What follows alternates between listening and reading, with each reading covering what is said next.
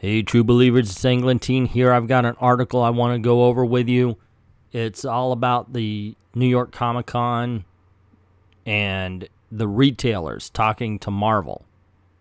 Of course, we've been told, we've had smoke blown up our ass so much by Marvel Comics about how everything is just hunky-dory. Nothing to see here, kids. Move along, move along. So anyway, this article came from Newsarama yesterday, and it's titled, Retailers Become Heated Over Marvel Variants Diversity and Closed Doors New York Comic-Con Panel.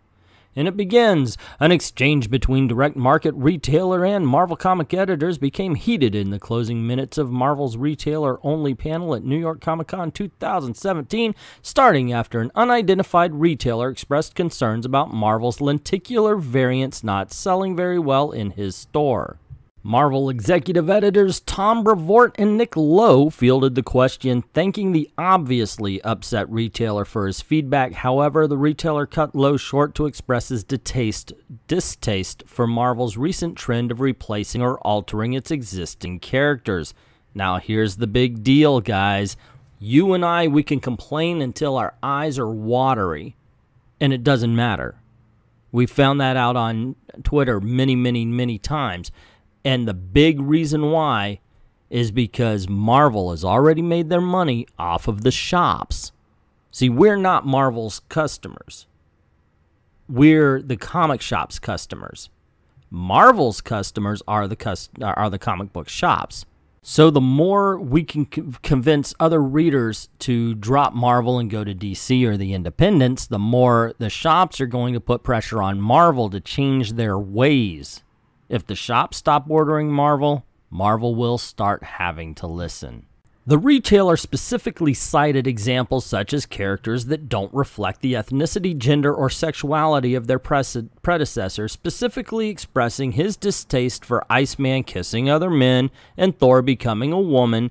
The retailer's complaint sparked an outcry among other retailers present in the room, some echoing his frustration with multiple attendees raising their voices to speak over each other.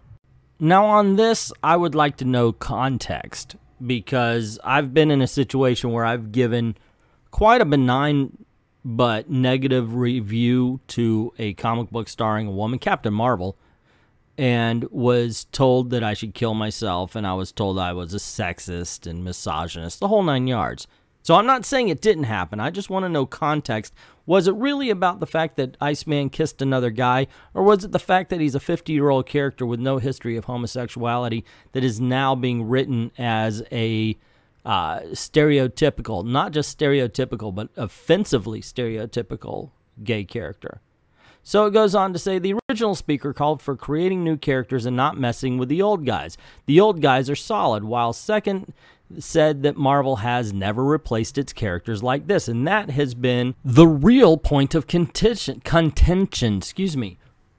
The fact that these characters exist would not matter had they not thrown everybody to the side. If they had given Riri Williams even time to bloom while we still had Tony Stark, then we would not care about her as much as we do. I mean, negatively. If any of these characters had time to grow while the others were still there, and then given their own identities, nobody would be saying anything bad about them unless, of course, it was still bad writing. But just the fact that Riri Williams exists and Tony Stark had to die or become AI Tony Stark in a coma, it was dumb. It was a bad business decision. Lowe pointed out that the changing nature of the identities of characters was ingrained in Marvel's history, pointing out examples from James Rhodes to Frog Thor. Of course, that was a joke mocking the retailer. The retailer responded that Marvel has never replaced them all at once before, going on to say that he has had Marvel Cinematic Universe fans coming into his store to find Avengers comic books only to leave when they see that Thor is a woman and Captain America is a black man. Now, why don't we turn that into to see that Thor isn't like the person they see in the movies, nor is Captain America, because now Falcon is Captain America, instead of trying to make the retailers and the customers seem sexist and racist. You got to watch out how these articles are worded sometimes. because they are very disingenuous. Lowe reiterated that Marvel is bringing many of its recently absent characters, including Steve Rogers, back to the forefront in its Legacy initiative, and that Marvel would continue to focus on creating characters and stories that reflect the world outside your window. If that was true, then not every woman that's in the Marvel Universe would, 1, look like a man, and 2, try to kiss each other. A longtime Marvel adage. He also stated that Marvel will continue to publish characters that fans of all backgrounds can connect to before closing the panel at the planned time. This seemed to do little to calm down the increasingly heated retailers who congregated around Marvel's Senior Vice President of Marketing, David Gabriel, in the hall outside the panel, continuing to vociferously express their frustration and anger at these issues. Once again, the classic characters aren't there, therefore nobody's buying them. Retailers are feeling the heat, and they are as pissed as we are. Marvel has been dancing around this, telling us that we are bigots, telling us that we're racist, we're misogynist, and they even tried to say that in this panel. They tried to suggest that this is going on the retail level as well. Just by those words, you could read it. And it's amazing that they think they can get away with this. Well, we changed characters before. Remember James Rhodes? Yeah, I remember. And he was established before that. He was an established character. Sure, Sam Wilson was too. And Sam Wilson definitely would have been more accepted also if it wasn't for the racism behind all of the stories. Or the fact that every other Marvel character hadn't been changed. So this is a little bit deeper, but the good thing is the retailers are pissed. SJW Marvel is done. Stick a fork in them. Because, like I said, we can cry till the cows come home. But once the retailers start making a fuss, once they start acting with their wallets, the fight's over. We won. This is the beginning of the end for SJW Marvel. Unless, of course, they are trying to tank the industry and commit some sort of business suicide. Hey, true believers, I was about to render this video when I saw that Bleeding Cool decided to put their 2 cents in on this whole thing, and I noticed their language, and this is what I mean by being disingenuous.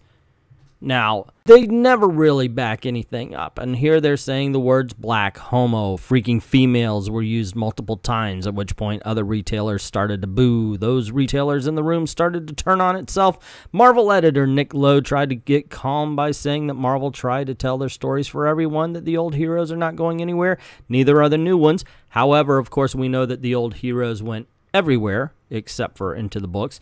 But point being is that when you're reading these things, this is so twisted. This is so one-sided to make the retailers look bad.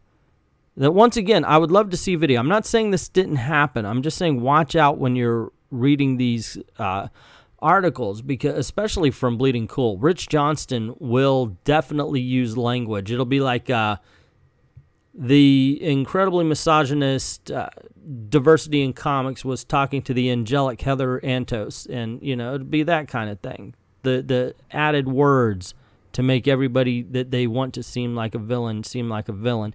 And it seems like Bleeding Cool is really sucking up to Marvel on this one. Even at the end, it says the conversation still continued. Here's one retailer challenging, not talking to, but challenging Marvel Senior Vice President of Sales, David Gabriel. So yeah, that just popped up, and those paragraphs really just jumped out at me, and I wanted to just make a mention of how disingenuous Bleeding Cool can be sometimes. So that's just my opinion, but what is yours? Do you think that Rich Johnston was being sincere? Do you think that this is the beginning of the end of SJW Marvel, or do you think that Tom Brevoort and Axel Alonso are going to dig in their heels to try to prove us wrong? Why not? We're the haters, right? I mean, that's the entire message. That's what I got from all of that. So what do you think? Let me know in the comments below. Also, if you like this video and you want to see more, click like and please share.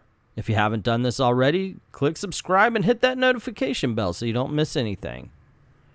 Also, if you do like our videos, please head on over to Patreon or VIDME. Drop $1 in the till. We have Patreon-only content, and as a matter of fact, I just dropped 2 videos I'm quite proud of. Thank you very much. And we'll try to at least get 3 a week, so, you know, hey, you get something for your $1. And that is a cool thing. Anyway, we'd like to thank everybody who's already done that, everybody who's thinking of doing that, and for everyone, we'd just like to say we really appreciate everybody, all the true believers taking their time to watch our videos. So thank you very, very much for watching. This is the end, beautiful friend. This is the end, my own.